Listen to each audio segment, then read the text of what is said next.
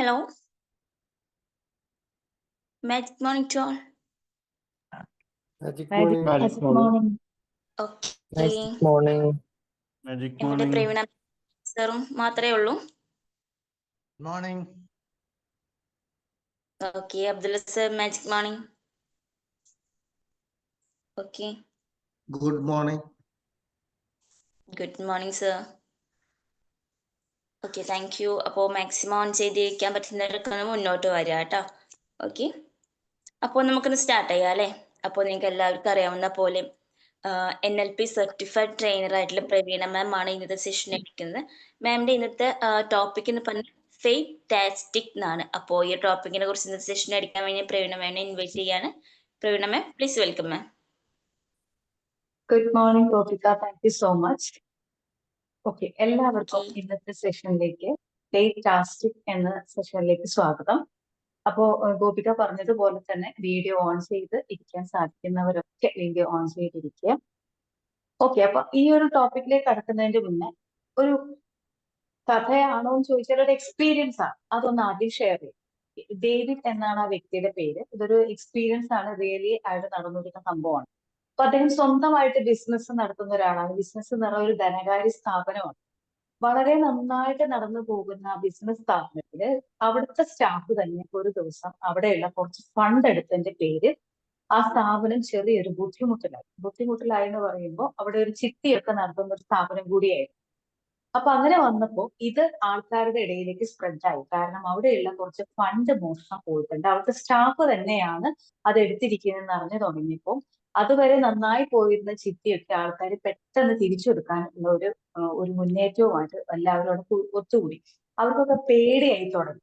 കാരണം തങ്ങളുടെ ഇതുവരെ ഡെപ്പോസിറ്റ് ചെയ്ത പണം നഷ്ടപ്പെടുമോ എന്ന് പേടി വന്നപ്പോൾ എല്ലാവരും അതുവരെ ഉണ്ടായിരുന്ന ചിട്ടുകൾ ആരൊക്കെ നിക്ഷേപിച്ചിട്ടുണ്ടോ അവരെല്ലാവരും ആ സ്ഥാപനത്തിന് മുന്നേ ഒത്തുകൂടിയിട്ട് ഞങ്ങൾക്ക് പൈസ ഇതുവരെ ഞങ്ങൾക്ക് ഇനി ലാഭമൊന്നും വേണ്ട, ഇതുവരെ അടച്ച പണം മുഴുവൻ തിരികെ വേണമെന്ന് ആവശ്യമായിട്ട് എത്തി. ഈ ഒരു അവസ്ഥയിൽ ഡേവിഡ് ആകെ ഒരു ബുദ്ധിമുട്ടുള്ള ഒരു രീതിയിലേക്ക് മാറുകയാണ്. കാരണം ഉള്ള ഫണ്ടുകളെല്ലാം തന്നെ ഒരു സ്റ്റാഫ് തിരിമറി നടത്തി അവിടുന്ന് അടിച്ചുകൊണ്ട് പോയി. അപ്പൊ ഡേവിഡ് എന്താണെന്ന് വെച്ചാൽ തന്റെ കയ്യിലുള്ള സ്വത്തുക്കളെല്ലാം വീടടക്കം വിറ്റിട്ടാണെങ്കിലും ആ ഒരു സിറ്റിയിൽ ചേർന്ന എല്ലാവരുടെ ഒരു വിശ്വാസം കാത്തു സൂക്ഷിക്കുന്നതിനും അവരുടെ ഒരു പേടി മാറ്റുന്നതിനൊക്കെ വേണ്ടിയിട്ട് എന്ത് ചെയ്തു, സ്വന്തം എല്ലാ സ്വത്തുക്കളും വിറ്റ് അവർക്ക് എല്ലാവർക്കും ഉള്ള പണം കൃത്യമായിട്ട് നൽകി താനും കുടുംബവും അടങ്ങുന്ന എല്ലാവരെയും ഒരു വീട്ടിലേക്ക് താമസം മാറ്റുകയും ചെയ്യും. അപ്പൊ ഇത് കഴിഞ്ഞ് ചിട്ടി സ്ഥാപനം ഇപ്പൊ അടഞ്ഞു കിടക്കുകയാണ്. അപ്പൊ ഡേവിഡ് എന്തായാലും മുന്നോട്ട് പോയേ പറ്റും. അപ്പൊ ഡേവിഡ് ചിന്തിച്ചു ഇനി തനിക്ക് എന്താണ് വേണ്ടത്. അപ്പൊ ഡേവിഡ് ചിന്തിക്കുന്ന വീണ്ടും ആ സ്ഥാപനം തുറക്കണം. അപ്പൊ അതിനാദ്യം എന്റെ കയ്യിൽ കുറച്ച് ഫണ്ട് വേണം.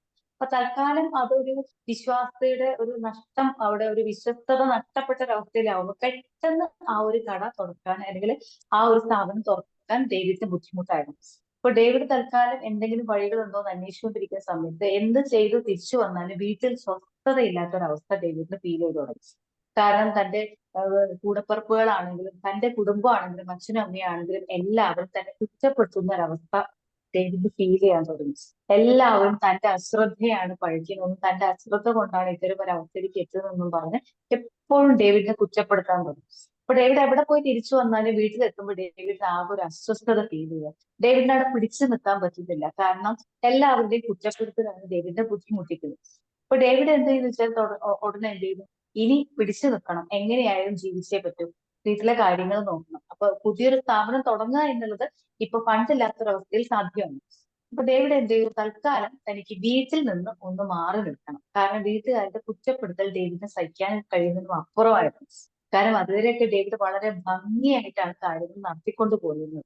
അപ്പൊ അങ്ങനെ വന്നപ്പോ ഡേവിഡ് എന്ത് ചെയ്തു വെച്ചാൽ കുറച്ച് ദൂരെയുള്ള ഒരു സ്ഥലത്ത് ഒരു സ്ഥാപനത്തിൽ ജോലിക്ക് കയറി. അങ്ങനെ ആ സ്ഥാപനത്തിൽ അപ്പൊ ഒരു ദിവസം കൊണ്ട് തിരിച്ചു വരാവുന്ന ഒരു രീതിയിൽ അല്ലെങ്കിൽ ഒരാഴ്ചയിൽ ഒരിക്കൽ ഡേവിഡ് വീട്ടിലേക്ക് തിരിച്ചു വരുന്ന രീതിയിലുള്ള ഒരു സ്ഥലത്താണ് ഡേവിഡ് ജോലിക്ക് പോയി തുടങ്ങിയത്. അപ്പൊ ഡേവിഡ് ഇപ്പൊ തൽക്കാലം വലിയ കുഴപ്പമൊന്നുമില്ലാതെ ഒരു സാലറി ബേസ്ഡ് സ്ഥാപനത്തിൽ വർക്ക് ചെയ്തുകൊണ്ടിരിക്കുകയാണ്. ഏകദേശം 1-2 വർഷങ്ങളൊന്നും വലിയ കുഴപ്പമില്ലാതെ നീങ്ങി തുടങ്ങി. വീണ്ടും ഡേവിഡിന് വളരെ ബുദ്ധിമുട്ടുകൾ ഫീൽ ചെയ്യാൻ തുടങ്ങി. തന്റെ കൂടെ ഉള്ളവരൊന്നും അല്ലെങ്കിൽ കോ വർക്കേഴ്സ് ആയിട്ടുള്ളവരൊന്നും തന്നെ കൂടുതൽ തന്നെ അടുപ്പിക്കുന്നില്ല, അല്ലെങ്കിൽ അവിടെ തനിക്ക് സ്മൂത്ത് ആയിട്ട് വർക്ക് ചെയ്യാൻ പറ്റുന്നില്ല എന്ന് ഫീൽ ചെയ്തു. എന്നാൽ ധനകാര്യ സ്ഥാപനത്തിലെ മേലധികാരികൾക്കും അവരുടെ ബന്ധപ്പെട്ട ആൾക്കാർക്കും ഡേവിഡിനെ വളരെ വിശ്വസ്ത ഫീൽ ചെയ്ത ഒരു വ്യക്തി കൂടിയാണ് ഡേവിഡ്. കാരണം ചെയ്യുന്ന കാര്യങ്ങളൊക്കെ വളരെ ഭംഗിയായിട്ട് ആത്മാർത്ഥതയോടുകൂടി ഡേവിഡ് ചെയ്യും. പക്ഷെ കൂടെയുള്ള വർക്ക് ചെയ്യുന്ന കോ വർക്കേഴ്സ് അല്ലെങ്കിൽ അവിടെയുള്ള തന്റെ ചുറ്റുപാടും ഇരിക്കുന്ന ഓഫീസിൽ ഇരിക്കുന്ന മറ്റുള്ളവർക്കൊന്നും തന്നിലേക്ക് കൂടുതൽ അടുക്കാൻ പറ്റുന്നില്ല, അല്ലെങ്കിൽ അവരെപ്പോഴും തന്നിൽ നിന്ന് അകന്നു പോകുന്ന ഒരു ഫീൽ, അല്ലെങ്കിൽ അവർ ചെയ്യുന്ന എന്നെയൊന്നും വിലമതിക്കുന്നില്ല എന്നൊരു ഫീലിംഗ് ഡേവിഡിന് വന്നു തുടങ്ങി. പതുക്കെ ഡേവിഡ് തന്റെ ജോലിയിൽ ശ്രദ്ധിക്കാൻ പറ്റാത്തൊരവസ്ഥയായി. എന്താണ് തനിക്ക് സംഭവിക്കുന്നത് എന്ന് ഡേവിഡിന് മനസ്സിലാകുന്നില്ല. എന്നാൽ ഡേവിഡിന് ജോലിയുണ്ടോ ശമ്പളം ഉണ്ടോ എന്ന് ചോദിച്ചാൽ ജോലിയുണ്ട്, ശമ്പളമുണ്ട്. പക്ഷേ മനസ്സിന് ഒരു സ്വസ്ഥത കിട്ടുന്നില്ല, മുന്നോട്ട് നീങ്ങാൻ ചില ബ്ലോക്കുകൾ ഡേവിഡ് ഫീൽ ചെയ്ത് തുടങ്ങി. ഇനി ഡേവിഡ് അങ്ങനെ ബുദ്ധിമുട്ടിൽ അങ്ങനെ മുന്നോട്ട് പോയിക്കൊണ്ടിരിക്കുന്നതിൽ നമുക്ക് മറ്റൊരു കഥയിലേക്ക് ഒരു ഷിഫ്റ്റിംഗ് നടത്താം. ഇത് മുല്ലയുടെ കഥയാണ്, നസറുദ്ദീൻ മുല്ലയുടെ കഥയാണ്. അപ്പൊ മുല്ല കഥകളൊക്കെ നമ്മൾ ഒരുപാട് വായിച്ചിട്ടുണ്ട്. അങ്ങനെയുള്ള ഒരു കഥയെ കൂടി ഇതിൽ കൂട്ടി യോജിപ്പിക്കുകയാണ് ഞാൻ. അപ്പോ ഒരു ദിവസം മുല്ലയ്ക്ക് ഒരു ഇന്റർവ്യൂവിന് അവസരം കിട്ടും. ഇന്റർവ്യൂ ഒരു കപ്പലിലെ ജോലിയാണ്. അപ്പൊ എന്തായാലും അതിന് ഇന്റർവ്യൂ പങ്കെടുത്തേ പറ്റും. അപ്പൊ മുല്ലയ്ക്ക് എന്തായാലും ഒരു ജോലി വേണം. അപ്പൊ മുല്ല തീരുമാനിച്ചു ഈ ജോലി എങ്ങനെയെങ്കിലും നേടിയെടുത്തേ പറ്റും, എന്തൊക്കെ വന്നാലും നേടിയെടുത്തു. അപ്പൊ മുല്ല മുന്നോട്ട് ആ ഒരു ഇന്റർവ്യൂവിന് പോകുന്ന സമയത്ത് മുല്ലയുടെ കൂട്ടുകാരൻ പറഞ്ഞു, എന്തൊക്കെ തടസ്സങ്ങൾ വന്നാലും ആ ജോലി പിടിച്ചെടുക്കുന്നതിന് നീ ശ്രദ്ധ കൊടുക്കണം, മറ്റൊന്നിലേക്കും നീ ശ്രദ്ധ കൊടുക്കരുത് എന്ന് പറഞ്ഞു. മുല്ല പറഞ്ഞു ശരി, ഓക്കെ, ഞാനത് കൂടുതൽ ശ്രദ്ധിക്കും, എന്തായാലും ഞാൻ ഈ ജോലി നേടിയിട്ടേ ഞാൻ വരൂ. അപ്പൊ മുല്ല ഇന്റർവ്യൂവിനായിട്ട് പോവാണ്. ഇന്റർവ്യൂവിനായിട്ട് പോകുമ്പോൾ മുന്നയുടെ ഇന്റർവ്യൂ ചെയ്യാൻ ഒരു 3-4 വ്യക്തികൾ മുന്നിൽ നിൽക്കുന്നുണ്ട്. അപ്പൊ കുറെ കാര്യങ്ങൾ ചോദിച്ചു കഴിഞ്ഞിട്ട് അവർ മുല്ലയോട് ചോദിച്ചു, ഓക്കെ, മുല്ല ഇപ്പൊ ആ കപ്പലിൽ ജോലി ചെയ്തുകൊണ്ടിരിക്കുന്ന സമയത്ത് ഒരു കൊടുങ്കാറ്റ് വന്നു. ആ കൊടുങ്കാറ്റ് വരുന്ന സമയത്ത് മുല്ല എന്ത് ചെയ്യും? എന്തായാലും മുല്ല ജോലിക്കാരൻ എന്നുള്ള രീതിക്ക് മെയിൻ ആയിട്ടുള്ള ഒരു പൊസിഷനിൽ ഇരിക്കുന്ന വ്യക്തി എന്ന രീതിക്ക് മുല്ലയ്ക്ക് അതിന്റെ ഉത്തരവാദിത്തമുണ്ട്. അപ്പൊ മുല്ല പറഞ്ഞു, എന്തായാലും കപ്പലിൽ ഒരു ആങ്കർ, ഒരു നങ്കൂരം ഉണ്ടാവുമല്ലോ, ആ നങ്കൂരം എടുത്തിട്ട് ഞാൻ എന്ത് ചെയ്യും, അത് കടലിലേക്ക് ഇട്ടിട്ട് ഞാൻ അതിനെ പിടിച്ചു നിർത്താനുള്ള ശ്രമം നടത്തും. ഓക്കെ. അപ്പം അടുത്തൊരു വ്യക്തി വീണ്ടും മുല്ലയോട് ചോദിച്ചു, ഓക്കെ ശരി, അപ്പൊ ഇപ്പൊ കുറച്ച് സേഫ് ആണ്. വീണ്ടും മറ്റൊരു വലിയൊരു കൊടുങ്കാറ്റ്, ഒരു തിരമാല ഉയർന്നു വരുമ്പോ ഈ നങ്കൂരത്തിൽ പിടിച്ചു നിൽക്കാൻ പറ്റാതെ വരുമ്പോ മുല്ല മറ്റെന്ത് ചെയ്യുന്നു? അപ്പോഴേക്കും മുല്ല ആകെ പതറി തുടങ്ങി. ആകെ ഉള്ള ഒരു നങ്കൂരമാണ് കടലിലേക്ക് ഇട്ടതെന്നോ എന്നാണ് മുല്ല ചിന്തിക്കുന്നത്. കുറച്ച് കഴിയുമ്പോൾ മുല്ല ഒരു 2-3 മിനിറ്റിനുള്ളിൽ മുല്ല വീണ്ടും തന്റെ പവറൊക്കെ തിരിച്ചെടുത്തപ്പോൾ ഞാൻ വീണ്ടും എന്ത് ചെയ്യും, അതുപോലുള്ള മറ്റൊരു നങ്കൂരം എടുത്ത് ഞാൻ എന്ത് ചെയ്യും, ഞാൻ കടലിലേക്ക് ഇടും. അപ്പൊ എന്തായാലും നങ്കൂരം വീണ്ടും തുടിച്ചു നിൽക്കും. അപ്പൊ ഇത് കേട്ടപ്പം ഇന്റർവ്യൂ ചെയ്ത വ്യക്തിയെ കുറച്ച് ദേഷ്യം വന്നു തുടങ്ങി. അപ്പൊ ഒരേപോലത്തെ ആൻസർ മുല്ല കൊടുത്തു തുടങ്ങി. വീണ്ടും മൂന്നാമത്തെ വ്യക്തി എടുത്തു, ശരി, ആ കപ്പലിനേക്കാളും വലിയ തിരമാലകൾ കപ്പലിനെ വിഴുങ്ങുന്ന ഒരു അവസ്ഥ വരുമ്പോ ഇനി മുല്ല എന്ത് ചെയ്യും ചോദിച്ചു. മുല്ല വീണ്ടും ഒരു 1-2 മിനിറ്റ് ആലോചിച്ച മുല്ലയുടെ മനസ്സിൽ എപ്പോഴും കൂട്ടുകാരൻ പറഞ്ഞ ഒരു കാര്യമുണ്ട്, എന്തൊക്കെ പ്രശ്നങ്ങൾ വന്നാലും ജോലി പിടിച്ചെടുക്കാൻ എന്തെങ്കിലും ഒരു വഴി കണ്ടെത്തിയേ പറ്റും, നീ ജോലി തിരിച്ചു പിടിക്കും, നീ ജോലി എന്തായാലും നേടിയെടുക്കും. മുല്ല വീണ്ടും എന്ത് പറഞ്ഞു, ഞാൻ മറ്റൊരു നങ്കൂരം എടുത്ത് വീണ്ടും ഞാൻ കടലിലേക്ക് ഇട്ടു. അപ്പം എന്റെ കപ്പൽ സേഫ് ആണ്. ഇത് കേട്ടപ്പോ ഇവർക്ക് 3 ആൾക്ക് ദേഷ്യം വന്നു തുടങ്ങി. അപ്പൊ അവര് ചോദിക്കും, നിനക്ക് ഇതിനെ മാത്രം എവിടുന്ന ഇത്രയധികം നങ്കൂരം കപ്പലിൽ കിട്ടുന്നൊരു ചോദ്യം മുല്ലയോട് അവർ ചോദിച്ചു. അപ്പൊ മുല്ല എന്ത് ചെയ്തു, വളരെ ശാന്തമായിട്ട് അവരോട് ചോദിച്ചു, സാറിന് എവിടുന്നാണ് ഈ ഇടയ്ക്ക് ഇങ്ങനെ കപ്പലിനെ മൂടുന്ന തിരമാലകൾ എവിടുന്നാണ് സാർക്ക് ലഭിക്കുന്നത് എന്ന് ചോദിച്ചു. അപ്പൊ അവരൊന്നും മിണ്ടിയില്ല. നിങ്ങൾക്ക് തിരമാല ലഭിക്കും, നിങ്ങൾക്ക് കപ്പലിനെ മുക്കുന്ന തിരമാലകൾ ലഭിക്കുമ്പോ എനിക്കും അതേപോലെ എന്ത് ചെയ്യുന്നു, വീണ്ടും അതിനെ ഓവർകം ചെയ്യാനുള്ള ആവശ്യമായിട്ടുള്ള നങ്കൂരം എന്റെ കപ്പലിലുണ്ട്. ഇത് പറഞ്ഞപ്പോ അവരെന്ത് ചെയ്തു, വളരെ ശാന്തമായിട്ടാണ് മുല്ല അത് പറഞ്ഞത്. ഇത് കേട്ടപ്പോ അവര് 3 പേരും ഒന്ന് ചിരിച്ചു. കാരണം ഇവിടേക്ക് മുല്ലയ്ക്ക് ഒറ്റ ലക്ഷ്യമുള്ളൂ, എനിക്ക് ഈ ജോലി എങ്ങനെയെങ്കിലും നേടിയെടുക്കണം. കാരണം അവരെന്ത് ചോദ്യം ചോദിച്ചാലും പിടിച്ചു നിൽക്കണം. അപ്പൊ നങ്കൂരത്തിൽ പിടിച്ച് നിൽക്കാനേ മുല്ലയ്ക്ക് അറിയുള്ളൂ. അതേ മുല്ലയ്ക്ക് ഇപ്പൊ തൽക്കാലമുള്ള അറിവ് അത്രേ ഉള്ളൂ. അപ്പൊ അതെടുത്ത് എങ്ങനെയെങ്കിലും കപ്പൽ സുരക്ഷിതമാക്കുക എന്നുള്ള നങ്കൂരം. മറ്റൊന്നും ഇവരുടെ ചോദ്യങ്ങളൊന്നും എന്ത് ചെയ്തില്ല, മുല്ല ശ്രദ്ധിക്കാനേ പോയില്ല എന്നുള്ളതാണ്. ഒരേ ഉത്തരം നൽകി, അതുപോലെ തന്നെ അതിനുള്ള ഉത്തരം ശാന്തമായി തിരിച്ചു. ഇനി നമുക്ക് ഇവിടെ നോക്കുമ്പോൾ ഇവിടെ മുല്ല തന്റെ ഒറ്റ ലക്ഷ്യമാണെന്ത്, എങ്ങനെയെങ്കിലും ഈ ജോലി നേടിയെടുക്കണം. അതിന് പല പ്രതിബന്ധങ്ങളും തന്റെ മുന്നിലുണ്ടാവും. അതിനെങ്ങനെയെങ്കിലും ബുദ്ധിപരമായിട്ട് നീങ്ങി നേടിയെടുക്കണം. ഇനി ഇതേ ചിന്ത നമുക്ക് ഡേവിഡിലേക്ക് ഒന്ന് കൊണ്ടുവരാം. അപ്പൊ ഡേവിഡ് ഒരു ധനകാര്യ സ്ഥാപനം പൊട്ടി, ശരി, ഓക്കെ, അത് സ്വാഭാവികമായിട്ടുള്ള കാരണം നടക്കും, നമ്മുടെ ചുറ്റോട് നമ്മുടെ കൺട്രോളിലില്ലാത്ത കാര്യമാണ്. അപ്പൊ അത് നടന്നപ്പോ ഡേവിഡ് എന്ത് ചെയ്തു? അത് രക്ഷപ്പെടാൻ വേണ്ടിയിട്ട് എല്ലാ കാര്യങ്ങളും ചെയ്തു.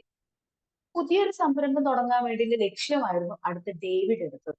പക്ഷെ ഡേവിഡ് എടുത്ത സമയത്ത് തിരിച്ച് ഡേവിഡ് ഈ പരിപാടികളെല്ലാം ചെയ്തു കഴിഞ്ഞ് വീട്ടിലേക്ക് വരുമ്പോ ഒരുപാട് പ്രതിബന്ധങ്ങൾ ഡേവിഡിന്റെ കത്തിരിപ്പുണ്ട്. കുറ്റപ്പെടുത്തലാണ് അവിടെ ഏറ്റവും വലിയ ഡേവിഡിന്റെ ബുദ്ധിമുട്ട്. എല്ലാവരും ചെയ്ത കുറ്റങ്ങളാണ് വിളിച്ചു പറഞ്ഞത്. ആരും തന്നെ സപ്പോർട്ട് ചെയ്യാനില്ല. ഇതിനെ തുടർന്നാണ് ഡേവിഡ് എന്ത് ചെയ്യുന്നത്? പിന്നീട് വീണ്ടും ഒരു ധനകാര്യ സ്ഥാപനം തുടങ്ങണം എന്ന ലക്ഷ്യത്തിൽ നിന്ന് ഡേവിഡ് പിന്മാറി എങ്ങനെയെങ്കിലും അവിടെ നിന്ന് ഓടി രക്ഷപ്പെടുക എന്ന ചിന്തയിലേക്ക് വന്നത്. തന്റെ ലക്ഷ്യത്തിൽ നിന്ന് എന്ത് ചെയ്തു? ഡേവിഡ് അങ്ങ് വഴിമാറിപ്പോയി. അവിടെ ഡേവിഡ് എന്ത് ചെയ്യണമായിരുന്നു? അവിടെ തന്റെ ലക്ഷ്യം എന്താണ്? വീണ്ടും ഒരു സ്ഥാപനം തുടങ്ങി നല്ല രീതിയിൽ മുന്നോട്ട് കൊണ്ടുപോകാനുള്ള വഴികൾ എന്തെങ്കിലും കൂടുതലുണ്ടോ എന്ന് ആലോചിക്കുന്നതിന് പകരം തന്നെ ബുദ്ധിമുട്ടിക്കുന്ന പ്രശ്നങ്ങളിലേക്കാണ് ഡേവിഡ് ഡൈവേർട്ട് ചെയ്തു പോയത്. അവിടെ തന്റെ കുടുംബക്കാരും തന്റെ അച്ഛനും അമ്മയും കൂടപ്പിറപ്പുകളും തന്റെ കുടുംബവും തന്നെ കൂടുതൽ കുറ്റപ്പെടുത്തുന്നു എന്ന ചിന്തയാണ് ഡേവിഡിനെ ബാധിച്ചത്. ഇനി അതൊക്കെ പോട്ടെ, അവിടെ നിന്ന് ഡേവിഡ് എന്ത് ചെയ്തു? തൽക്കാലം തനിക്ക് ജീവനോടെ ഇരിക്കണം, തനിക്കൊരു എങ്ങനെയെങ്കിലും ഇതിൽ പിടിച്ചു കയറണം എന്ന് വിചാരിച്ച് ഡേവിഡ് മറ്റൊരു സ്ഥാപനത്തിലേക്ക് ജോലിക്ക് പോയി. അവിടെ ചെന്നപ്പോൾ ഡേവിഡിന് ഒറ്റ ലക്ഷ്യം ഉണ്ടായിരുന്നു. ഇവിടെ നിന്ന് ജോലി ചെയ്ത് കുറച്ച് പണം സമ്പാദിച്ചതിന് ശേഷം എനിക്ക് എന്ത് ചെയ്യണം? ഒരു സ്ഥാപനം തുടങ്ങണം. ഇതായിരുന്നു അന്ന് പോകുമ്പോൾ തൽക്കാലം ഈ ബുദ്ധിമുട്ടിൽ നിന്ന് രക്ഷപ്പെടുമ്പോൾ ഡേവിഡിന്റെ മുന്നിൽ ഉണ്ടായിരുന്ന ലക്ഷ്യം. അവിടെ എത്തിയപ്പോഴും ഡേവിഡ് എന്ത് ചെയ്തു? പിന്നെ 1-2 വർഷം വലിയ കുഴപ്പമൊന്നുമില്ലാതെ മുന്നോട്ട് പോയി തുടങ്ങി. അപ്പൊ പതുക്കെ പതുക്കെ ഡേവിഡിന്റെ കാരണം തന്റെ ചെലവുകൾ നടക്കണം, വീട്ടിലെ ചെലവുകൾ നടക്കണം, ഒപ്പം അതിൽ ഒരു സമ്പാദ്യം ഉണ്ടാക്കി തനിക്കൊരു ലക്ഷ്യമുണ്ട്, അതിലേക്ക് മുന്നോട്ട് നടക്കണം. ഇത് ചിന്തിച്ചിരുന്നത് ഡേവിഡ് കുറച്ച് കഴിഞ്ഞപ്പോൾ 2 വർഷത്തിനുള്ളിൽ ഡേവിഡിന് വീണ്ടും ബുദ്ധിമുട്ടുകൾ ഫീൽ ചെയ്യാൻ തുടങ്ങി. ഡേവിഡ് നന്നായി ജോലി ചെയ്യുന്നുണ്ട്, ശമ്പളത്തിൽ 2 വർഷത്തിന് ശേഷം നല്ലൊരു ഇൻക്രിമെന്റ് ഉണ്ടായിട്ടുണ്ട്. ഡേവിഡ് ഉദ്ദേശിച്ച രീതിയിൽ മറ്റൊരു സ്ഥാപനം തുടങ്ങാനുള്ള ഫണ്ടിലേക്കുള്ള ചെറിയൊരു മാറ്റവും ഡേവിഡിന് ഉണ്ടായി തുടങ്ങി. സ്വരുക്കൂട്ടി കൊണ്ടുവരുന്നുണ്ട്. പക്ഷെ ഡേവിഡിന് പിന്നെയും ബുദ്ധിമുട്ടുകൾ, അവിടെ നിൽക്കാൻ പറ്റാത്തൊരവസ്ഥയാണ്. അവിടെ എന്താ ബുദ്ധിമുട്ടെന്ന് വെച്ചാൽ തന്റെ തന്റെ കൂടെ വർക്ക് ചെയ്യുന്ന ആരും തന്നോട് കൂടുതൽ സഹകരിക്കുന്നില്ല. അതല്ലെങ്കിൽ മാനേജ്മെന്റ് തന്റെ ഒപ്പം നിൽക്കുന്നുണ്ടെങ്കിലും തനിക്ക് ഫിനാൻഷ്യലി ആയിട്ട് ഇമ്പ്രൂവ്മെന്റ് ഉണ്ടായിരുന്നെങ്കിലും കൂടി ഡേവിഡ് ഹാപ്പി അല്ല. എല്ലാത്തിനും ഡേവിഡ് ഒരു ബ്ലോക്ക് ഫീൽ ചെയ്യാം. കാരണം തന്റെ കൂടെ ഉള്ളവരൊന്നും തനിക്ക് സപ്പോർട്ടീവായിട്ട് നിൽക്കുന്നില്ല. അവരെല്ലാവരും ഒരു ഗ്രൂപ്പായി നിൽക്കുന്നു, എന്നെ മാറ്റി നിർത്തുകയാണ്. ഞാൻ അവരുടെ കൂടെ നിൽക്കാൻ ശ്രമിക്കുന്നുണ്ടെങ്കിൽ പോലും അവരെന്നെ തള്ളി മാറ്റുന്നു, അല്ലെങ്കിൽ അവരെന്നെ ഒരു കാര്യത്തിലും കൂടെ കൂട്ടിച്ചേർക്കുന്നില്ല എന്ന ചിന്തയിലേക്ക് വന്നപ്പോ ഡേവിഡ് പതുക്കെ എന്ത് ചെയ്തു വെച്ചാൽ അവിടെ തന്റെ ജോലിയിലുള്ള ശ്രദ്ധ കുറഞ്ഞു. ഡേവിഡ് ആദ്യം ജോലിക്ക് എത്തിക്കഴിഞ്ഞാൽ ശ്രദ്ധിക്കുന്നത് ഇവരാരെങ്കിലും എന്നെ കൂടെ നിർത്തുന്നുണ്ടോ, ഇവരെന്തെങ്കിലും എന്നെ കുറിച്ച് എന്തെങ്കിലും പറയുന്നുണ്ടോ, ഇവരെന്തുകൊണ്ടാണ് എന്നെ കൂടെ കൂട്ടാത്തത്, ഇത്തരം ചിന്തകളിലേക്ക് ശ്രദ്ധിച്ചു തുടങ്ങിയപ്പോൾ ഡേവിഡ് പതുക്കെ ജോലിയിൽ നിന്ന് ഒരു പിന്നോട്ട് പോകുന്ന ഒരവസ്ഥയിൽ, ഡേവിഡ് ചെയ്ത കാര്യങ്ങളൊന്നും പിന്നീട് വർക്ക്ഔട്ട് ആകാത്ത ഒരവസ്ഥയിൽ പിന്നീട് ഡേവിഡ് എന്ത് ചെയ്യുന്നു? ഈ ഒരു ബുദ്ധിമുട്ട് ഫീൽ ചെയ്തപ്പോൾ അവിടെയും ഡേവിഡ് പിടിച്ചു നിൽക്കാനാവുന്നില്ല. പക്ഷെ ഇവിടെ ഡേവിഡിന്റെ പ്രശ്നം എന്തായിരുന്നു എന്ന് വെച്ചാൽ തനിക്കൊരു ലക്ഷ്യമുണ്ട്, പക്ഷെ ആ ലക്ഷ്യത്തിലേക്ക് പോകുന്നതിൽ നിന്നും ഡൈവേർട്ട് ചെയ്തിട്ടാണ് ഡേവിഡ് പോകുന്നത്. പക്ഷെ മുന്നേക്ക് ഒറ്റ ലക്ഷ്യം ഉണ്ടായിരുന്നുള്ളൂ, എങ്ങനെയെങ്കിലും കപ്പലിലെ ആ ജോലി നേടണം. അപ്പൊ ഈ 3 ഇന്റർവ്യൂ ചെയ്ത വ്യക്തികളും തന്നെ ബുദ്ധിമുട്ടിക്കാൻ ശ്രമിച്ചപ്പോൾ തനിക്ക് എന്തെങ്കിലും ബുദ്ധിമുട്ടുണ്ടാകുന്ന രീതിയിൽ ചോദ്യങ്ങൾ ഉണ്ടായപ്പോൾ ഡേവിഡ് അല്ലെങ്കിൽ നമ്മുടെ മുന്നേ ചിന്തിച്ചത് ഒറ്റ മാത്രം, എന്റെ കയ്യിൽ ഒറ്റ ഉത്തരവേ ഉള്ളൂ, അത് വെച്ച് ഞാൻ പഴറ്റും, എങ്ങനെയാണെങ്കിലും എനിക്ക് ജോലി നേടിയേ പറ്റും.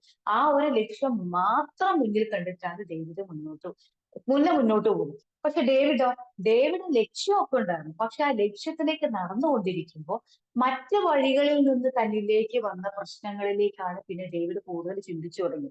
ധനകാര്യ സ്ഥാപനത്തിൽ ഒരു പ്രശ്നം ഉണ്ടായി, അത് തന്റെ കൺട്രോൾ ഇല്ലാത്ത കാര്യമാണ്. പക്ഷെ അതിനുശേഷം ഡേവിഡ് ഒരു ലക്ഷ്യത്തിലേക്ക് വന്ന് വീണ്ടും ആ ഒരു സ്ഥാപനം ഉയർത്തണമെന്ന് ആഗ്രഹിച്ച് മുന്നോട്ട് നീങ്ങുന്നതിനിടയിലാണ് മറ്റു വഴികളിൽ നിന്ന് വന്നു ചേർന്ന ബുദ്ധിമുട്ടിനെ കുറിച്ച് ഡേവിഡ് ചിന്തിച്ചു തുടങ്ങി.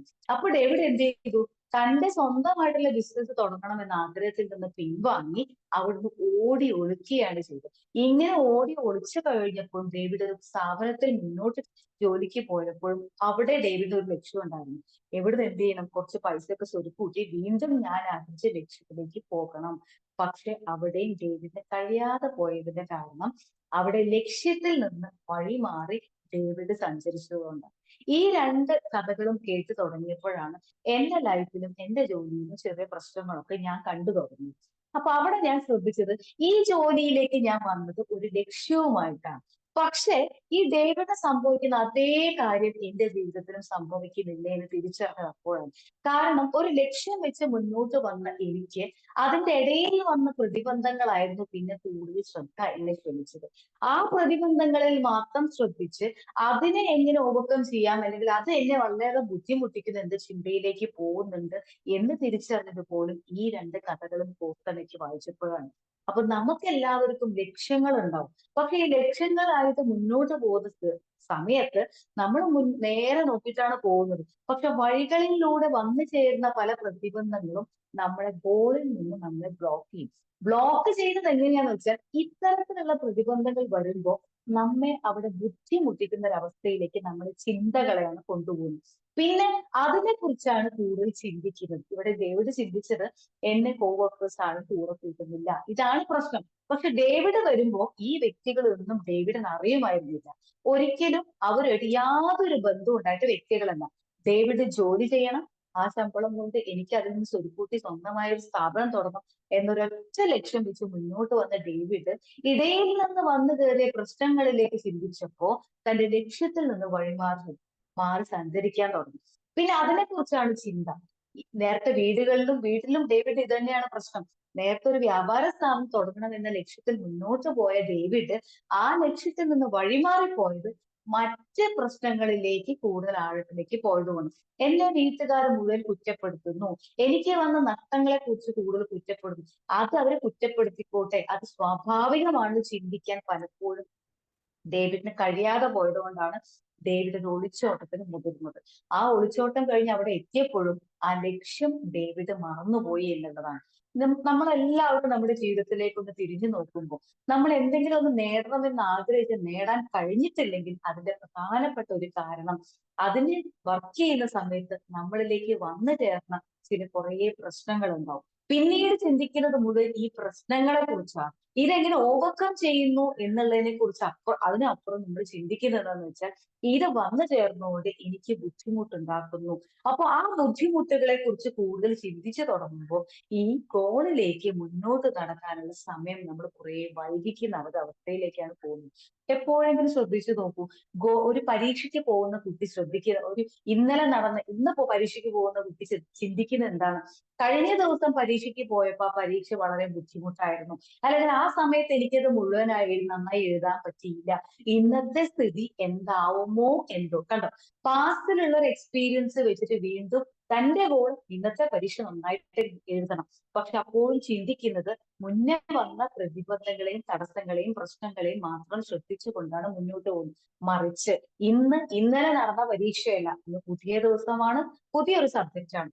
ആ സബ്ജക്റ്റിനെ കുറിച്ച് മാത്രം ചിന്തിച്ച് അതിലെങ്ങനെ നന്നായി ചെയ്യാം എന്ന് ചിന്തിക്കുന്നതിന് പകരം മുന്നേ നടന്ന പരീക്ഷയിലുള്ള തോൽവിയോ അല്ലെങ്കിൽ അതിനുള്ള പ്രതിബന്ധങ്ങളെ കുറിച്ച് ഓർത്ത് ഭയപ്പെട്ടിട്ടാണ് ഇന്നത്തെ പരീക്ഷയ്ക്ക് പോകുന്നത്. ഒരുപക്ഷെ നന്നായി പ്രിപ്പയർ ചെയ്തിട്ടുണ്ടാകാം, പക്ഷെ മുന്നേയുള്ള അനുഭവങ്ങളുടെ വെളിച്ചത്തിൽ അത് ബ്ലോക്ക് ചെയ്യുന്ന ഒരു അവസ്ഥയിൽ മുന്നോട്ട് പോകുന്നു എന്നർത്ഥം. ഇനി എന്തെങ്കിലും കാരണവശാൽ നമ്മുടെ ജീവിതത്തിലും ഒരു പ്രശ്നം ഉണ്ടാകുമ്പോൾ നമ്മൾ ചിന്തിക്കുന്നതാണ്, പ്രശ്നങ്ങൾ മാത്രം എന്റെ ജീവിതത്തിൽ വരുന്നു എന്ന് ചിന്തിക്കുമ്പോൾ അവിടെ അതിൽ കൂടുതൽ കോൺസെൻട്രേറ്റ് ചെയ്യുമ്പോൾ നമ്മൾ ഗോളിലേക്ക് എത്തപ്പെടാതെ നമ്മൾ അവിടെ ബ്ലോക്ക് ചെയ്ത് നിൽക്കും എന്നുള്ളത് സത്യമാണ്. ഇത് പറയുമ്പോൾ ഒരു എക്സ്പീരിയൻസ് കൂടി ഞാൻ ഷെയർ ചെയ്യാണ്. വീട്ടിൽ നിന്ന് ഒരു ദിവസം ഇതേപോലെ ജോലി സ്ഥലത്തേക്ക് വരുന്ന സമയത്ത് ഞാൻ 12:30 തന്നെ ഒരുങ്ങി വീട്ടിലിരിപ്പാണ്. 1:30 ട്രെയിൻ കൃത്യസമയത്തിന് എത്തും. കാരണം സൂപ്പർ ഫാസ്റ്റ് എക്സ്പ്രസ് ആണ്, അത് ഓൺ ടൈം ആണ്.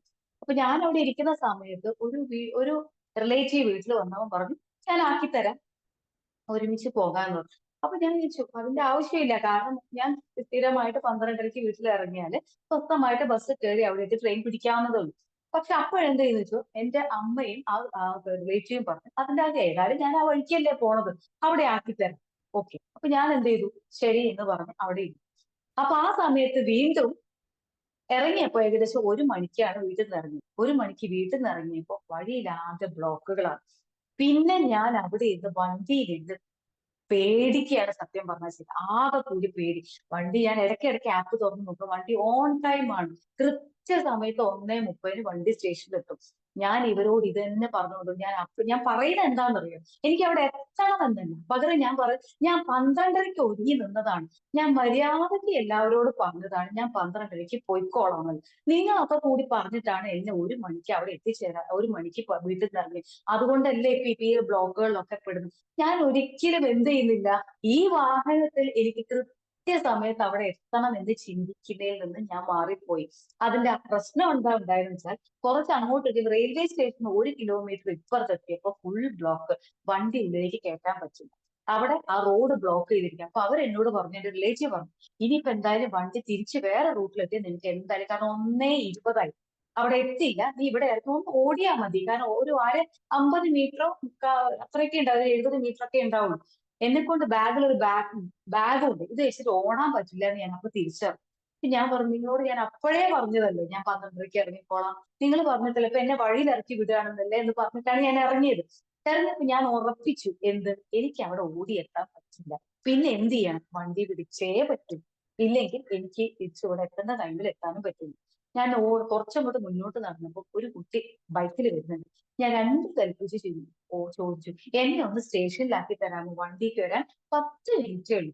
അപ്പൊ ആ കുട്ടി ഒന്ന് മടിച്ചു തന്നപ്പോ വേറൊരു വയസ്സായ ഒരു വ്യക്തി സ്കൂട്ടറിൽ വരുന്നുണ്ടായിരുന്നു. എന്താ കുട്ടി എന്നോട് ചോദിച്ചിട്ട് ഞാൻ പറഞ്ഞു, എനിക്ക് സ്റ്റേഷനിൽ എത്തണം, ഞാൻ ഓടി എത്തില്ല, 1:20 ഈ 10 മിനിറ്റ് കൊണ്ട് ഞാൻ ഓടിയെത്തില്ല, എന്നെ അവിടെ ഒന്ന് എത്തിക്കണം, അവിടെ എത്തിക്കണം എന്ന് പറഞ്ഞപ്പോ അവരൊന്നാ കയറിക്കോളൂ എന്ന് പറഞ്ഞ എന്ത് ചെയ്തു, വേഗം എന്നെ സ്കൂട്ടറിൽ കയറ്റിയിട്ട് റെയിൽവേ സ്റ്റേഷനിൽ മുന്നേ ഇറക്കി. ശരിക്കും എനിക്ക് 1 മണിക്ക് ഇറങ്ങിയാലും അവിടെ എത്താമായിരുന്നു. പക്ഷെ അന്നേരം ഞാൻ ചിന്തിച്ചത്, ഇവർ എന്നെ വൈകിച്ചു എന്ന് പറഞ്ഞപ്പോ അവിടെ എനിക്ക് നേരെ എത്താൻ പറ്റുന്ന വഴിസ്ഥലങ്ങളിൽ വെച്ച് ഞാൻ ബ്ലോക്ക് ചെയ്യപ്പെട്ടു, അവിടെ ഇറങ്ങേണ്ടി വന്നു. പക്ഷെ പിന്നീട് അവിടുന്ന് ചിന്തിച്ചു, എങ്ങനെയെങ്കിലും ട്രെയിൻ പിടിച്ചേ പറ്റൂ എന്ന് ചിന്തിച്ചപ്പോഴാണ് എന്റെ മുന്നിൽ ഒരു വഴി തെളിഞ്ഞു കിട്ടിയത്. 2 സ്കൂട്ടറുകാരനോട് ചോദിച്ചു, ആദ്യത്തെ സ്കൂട്ടറുകാരൻ കയറ്റിയില്ല, പോട്ടെ. രണ്ടാമത്തെ ആൾക്കാരോട് ഞാൻ വീണ്ടും ചോദിച്ചു, എന്നെ ഒന്ന് എത്തിക്കാമോ, അവരെത്തിച്ചു. ഇതാണ് ഗോൾ സെറ്റിങ്ങുടെ പ്രശ്നം. നമ്മളൊരു ഗോൾ സെറ്റ് ചെയ്യും, കുറച്ച് മുന്നോട്ട് പോകുമ്പോൾ അതിൽ ഒരുപാട് പ്രശ്നങ്ങൾ ഫീൽ ചെയ്യുമ്പോൾ നമ്മൾ എന്ത് ചെയ്യും, ഈ പ്രശ്നങ്ങളിലേക്ക് 2 വഴികളിലേക്കായിട്ട് നമ്മൾ നടക്കാൻ തുടങ്ങും. ഈ 2 വഴിയിലേക്ക് എത്താൻ നമ്മൾ ഗോളിലേക്ക് എത്തുമോ, അതില്ല. അത് തിരിച്ചറിഞ്ഞ് തിരിച്ച് നമ്മൾ നേർവഴിയിലേക്ക് വരുമ്പോഴേക്കും ഒരുപാട് സമയം കടന്നു പോയിട്ടുണ്ടാകാം. ഒരു പക്ഷെ മുല്ല ചിന്തിച്ചത് ഒറ്റ ഗോളായിരുന്നു, ഇത് നേടിയേ പറ്റൂ. ഉത്തരം ശരിയാണോ എന്നൊന്നും മുല്ല ചിന്തിച്ചില്ല, അതിലേക്ക് മാത്രം ശ്രദ്ധ കേന്ദ്രീകരിച്ചപ്പോ അത് മുല്ലയ്ക്ക് എളുപ്പം നേടിയെടുക്കാനായി. പക്ഷെ ഡേവിഡ് ഒരു ലക്ഷ്യമുണ്ടായിരുന്നെങ്കിലും അതിനിടയിൽ വന്ന പ്രശ്നങ്ങളെ കുറിച്ച് കൂടുതൽ ചിന്തിച്ചു തുടങ്ങിയപ്പോ ഡേവിഡ് ഇന്നും ഒരു ലക്ഷ്യവുമില്ലാതെ, ലക്ഷ്യം നേടാൻ കഴിയാതെ മുന്നോട്ട് പോകുന്ന അവസ്ഥയാണ്. ഡേവിഡിന്റെ അവസ്ഥ വെച്ച് നോക്കുമ്പോൾ നമ്മളിലേക്ക് ഒന്ന് ചിന്തിക്കേണ്ടത് ആവശ്യം തന്നെയാണ്.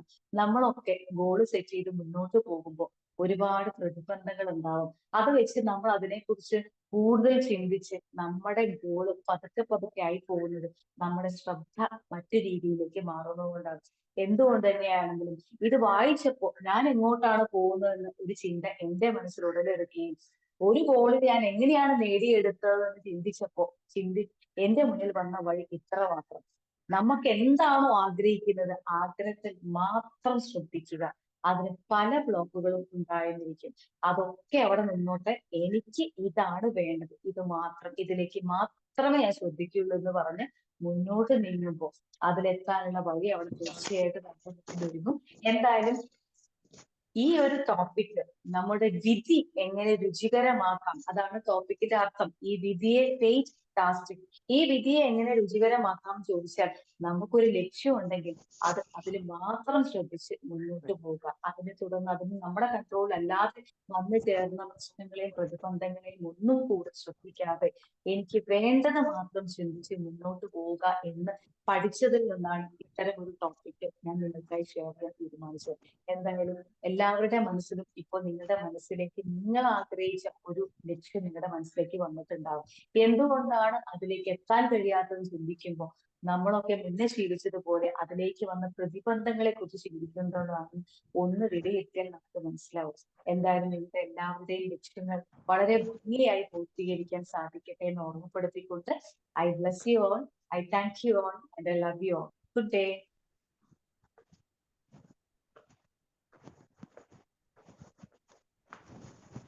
Okay. Good evening, ma'am. Thank you so much. എന്റെ വോയിസ് ഓക്കെ ആണോ?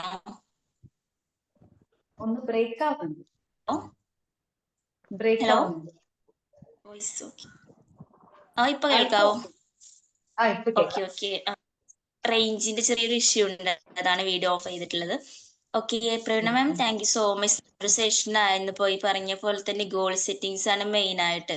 ഈ പറഞ്ഞ പോലെ എന്റെ കേസിൽ ഇതേപോലെ ഒരുപാട് ഗോൾ സെറ്റ് ചെയ്യുമ്പോഴും പ്രശ്നങ്ങൾ വരുമ്പോൾ മെയിൻ ആയിട്ട് ഇങ്ങനെ വന്നു പോയല്ലോ എന്നുള്ളൊരു മൈൻഡ് എന്തായാലും തോട്ടിൽ വരാറുണ്ട്. ഓക്കെ, അപ്പോൾ ഇനി ഈ ഒരു സെഷന്റെ ഫീഡ്ബാക്കോ അല്ലെങ്കിൽ ഇതിന്റെ ഒരു അഭിപ്രായങ്ങളോ അല്ലെങ്കിൽ സംശയങ്ങളോ തീർക്കാനുള്ള ടൈമാണ്. അപ്പോൾ ആരെങ്കിലും ഒന്ന് സംസാരിക്കാവോ? Unmute ചെയ്യാവോ?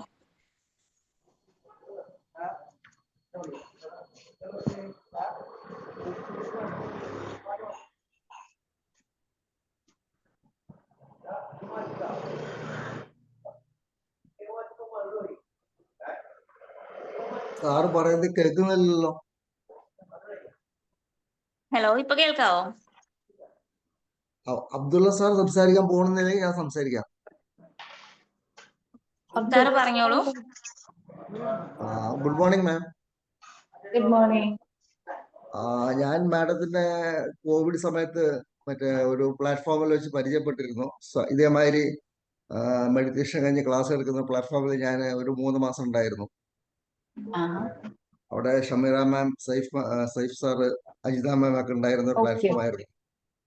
So I am very glad to meet U.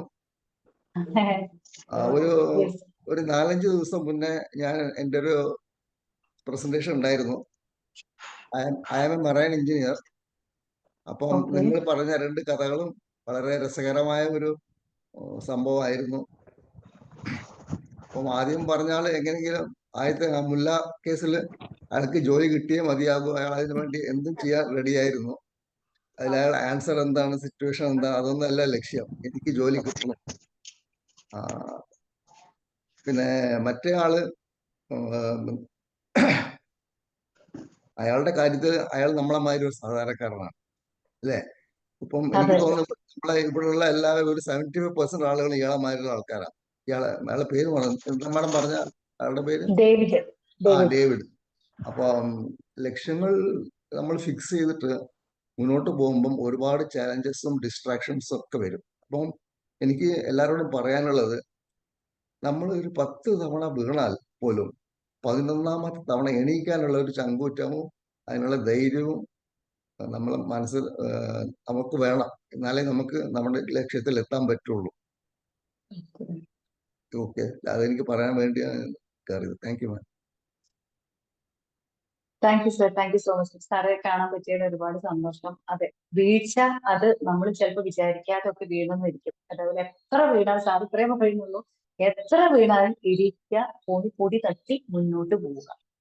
കാരണം വീഴ്ചകൾ നമുക്ക് വന്നുകൊണ്ടേയിരിക്കും. അത് നമുക്ക് ഒരിക്കലും നമുക്ക് പ്രെഡിക്റ്റ് ചെയ്യാൻ പറ്റില്ല. ചിലപ്പോൾ നമ്മുടെ ചെയ്തികൾ കൊണ്ട് തന്നെ ആയിരിക്കും. പക്ഷെ വീണാലും പൊടി തട്ട, ചുറ്റും ആര് കണ്ടാലും കുഴപ്പമില്ല, എനിക്കൊരു ലക്ഷ്യമില്ല, മുന്നോട്ട് പോകണം. ഒരു റീലൊരു കാര്യം ഉണ്ടായിരുന്നു, സൈക്കിളിൽ നിന്ന് വീണ കുട്ടി ചുറ്റും നോക്കിയപ്പോ ആരും കണ്ടിട്ടില്ല. അല്ലെങ്കിൽ അപ്പൊ അവൻ ചെയ്തു, അവിടെ നിന്ന് ഒരാൾ നോക്കുന്നും കണ്ടപ്പോ അവിടെ കിടന്നുകൊണ്ട് ഡാൻസ് ചെയ്ത് വീണ്ടും സൈക്കിളിൽ ഒരൊറ്റ പോക്കാണ്. ഇതൊന്നും ഒരു വിഷയമില്ല എന്ന് പറഞ്ഞ മാതിരി വീഴ്ചകൾ ഉണ്ടാവാം, കുറ്റപ്പെടുത്തുന്നവരുണ്ടാവും, കളിയാക്കുന്നവരുണ്ടാവും. പക്ഷെ എനിക്കൊരു ലക്ഷ്യമുണ്ട്, മുന്നോട്ട്. അത്രയുള്ളതാണ് സുബ്രഹ്മണ്യ സാറ് നമ്മൾ ഒന്നുകൂടി ഓർമ്മപ്പെടുത്തിയത്. Thank you so much.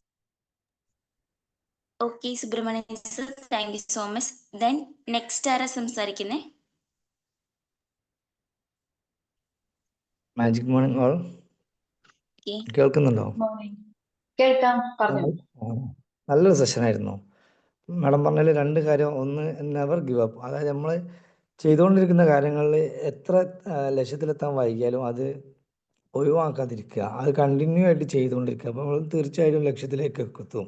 പിന്നെ അതേപോലെ പറഞ്ഞ മറ്റൊരു കാര്യം, ഫോക്കസ് ഓൺ സൊല്യൂഷൻ. അതായത് ഒരു പ്രശ്നം വരുമ്പോൾ നമ്മൾ സൊല്യൂഷനിൽ നോക്കുക, അല്ലാതെ ഈ പ്രോബ്ലത്തിൽ തന്നെ നോക്കിയിരുന്നാൽ നമുക്ക് ഒരിക്കലും അതിൻ്റെ സൊല്യൂഷൻ നമുക്ക് കിട്ടില്ല എന്നുള്ളതാണ് സാറ് പറഞ്ഞ പോലെ.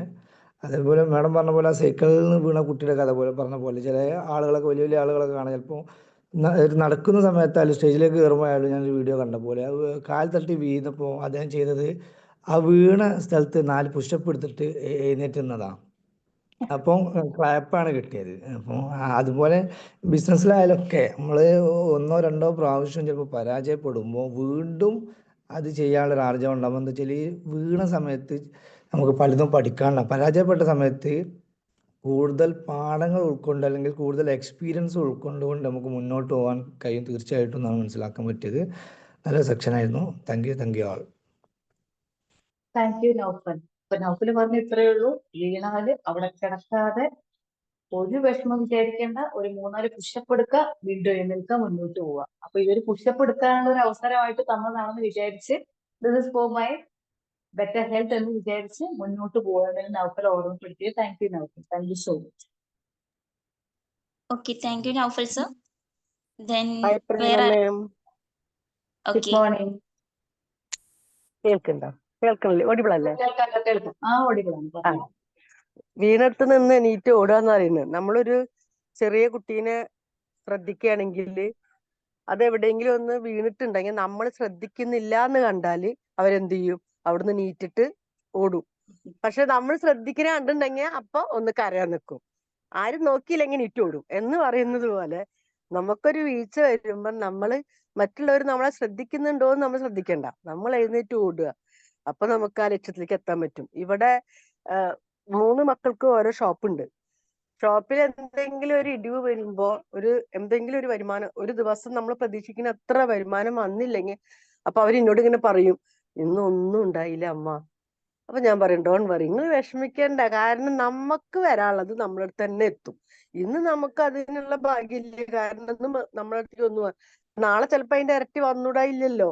അപ്പൊ ആ ഒരു നെഗറ്റീവ് അവിടെ വിട്ടിട്ട് ആ പോസിറ്റീവിലേക്ക് ചിന്തിച്ചോ, നിങ്ങൾ ടെൻഷൻ അടിക്കണ്ട, ശരിയാവും എന്ന് പറഞ്ഞിട്ട് ഞാൻ അവരെ സമാധാനപ്പെടുത്തും. എപ്പോഴും വൈകുന്നേരം വന്നാൽ അവരിങ്ങനെ പറയുന്നിട്ട്. അപ്പൊ അതൊക്കെയെന്ന് പറഞ്ഞാൽ ഓരോ വീഴ്ചകൾ ചില സമയത്ത് മനുഷ്യന് വന്നാൽ മാത്രല്ലേ നമുക്ക് ലക്ഷ്യത്തിലേക്ക് ഓടി എത്താൻ പറ്റുള്ളൂ. അപ്പൊ നമ്മൾ അങ്ങനെ ചിന്തിക്കുക. നല്ലൊരു ക്ലാസ് ആയിരുന്നു മാം എടുത്തത്.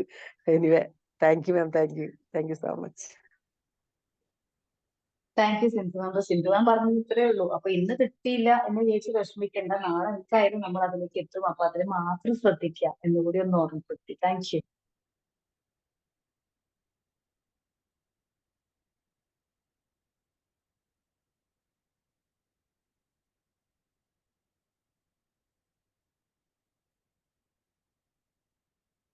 എല്ലാരും പോയോ? മണിസാറ് ഞാനും മാത്രമേ ഉള്ളൂ. കേൾക്കുന്നുണ്ടോ മാം? ഓ കേൾക്കാം. ഓക്കെ, എൻ്റെ ജസ്റ്റ് ഒന്ന് ലീവ് ആയിപ്പോയി. റേഞ്ചിന് നല്ലൊരു പ്രോബ്ലം ഉണ്ട്. ഓക്കെ, എനിവേ നെക്സ്റ്റ് ആരാ സംസാരിക്കുന്നേ?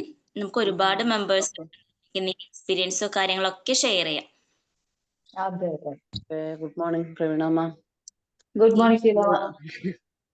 കഥകളൊക്കെ കേട്ടു. ജീവിതത്തിലെ ഒത്തിരിയും പ്രതിസന്ധികളും പ്രയാസങ്ങളും ഒക്കെ ഉണ്ടാകുമ്പോഴും അവയൊക്കെ ജീവിതത്തിന്റെ ഭാഗമായിട്ട് കണ്ടുകൊണ്ട് അതിനെ തരണം ചെയ്യാൻ നമ്മൾ പ്രാപ്തരാകുക എന്നുള്ള ഒരു സന്ദേശമാണ് ഈ കഥയിൽ നിന്നും കിട്ടിയത്. തീർച്ചയായിട്ടും നമ്മൾ ഉദ്ദേശിക്കുന്ന പോലെ അല്ല ജീവിതം മുന്നോട്ട് പോകുന്നത്. അപ്പം ആ പ്രയാസങ്ങളൊക്കെ തരണം ചെയ്തുകൊണ്ട് എന്താണ് അതിന്റെ സൊല്യൂഷൻ എന്നുള്ളതിനെ ഫോക്കസ് ചെയ്ത് മുന്നോട്ട് പോയി ഏത് രീതിയിലെങ്കിലും അവ തരണം ചെയ്ത് പോയാലേ നമുക്ക് ജീവിക്കാൻ മുന്നോട്ട് പോകാൻ പറ്റുള്ളൂ എന്നുള്ള കാര്യം മനസ്സിലായി ma'am. Thank you very much. Thank you Sheela ma'am. ശീല മാം പറഞ്ഞതുപോലെ എല്ലാവരും പറഞ്ഞവര് ഒരുപാട് പ്രശ്നങ്ങളും പ്രതിസന്ധികളും നമ്മുടെ മുന്നിൽ ഉണ്ടാവും. പക്ഷെ ഇത് പറഞ്ഞവര് മുല്ല പറഞ്ഞതുപോലെ അപ്പോഴും മുല്ലയുടെ കയ്യിൽ 3 നങ്കൂരം ഉണ്ടായിരുന്നു. മുല്ല 3 കൃത്യസമയത്തിന് ഉപയോഗിച്ചു. നമ്മുടെ കയ്യിലുണ്ടായിരുന്ന നങ്കൂരം നമ്മൾ ഉപയോഗിക്കുന്നുണ്ടോ എന്നുള്ളത് കൂടി നമ്മളൊന്ന് ഓർക്കും. Thank you. Okay, thank you ma'am. Mani sir, എന്തെങ്കിലും പറയാനുണ്ടായിരുന്നോ? ഇല്ല, എല്ലാ ദിവസവും പറയുന്നതിനെ കൊണ്ടൊന്നും വേക്കടിച്ചെന്നുള്ളൂ. ഏതായാലും നല്ലൊരു സെഷൻ ആയിരുന്നു മാം. Magic morning.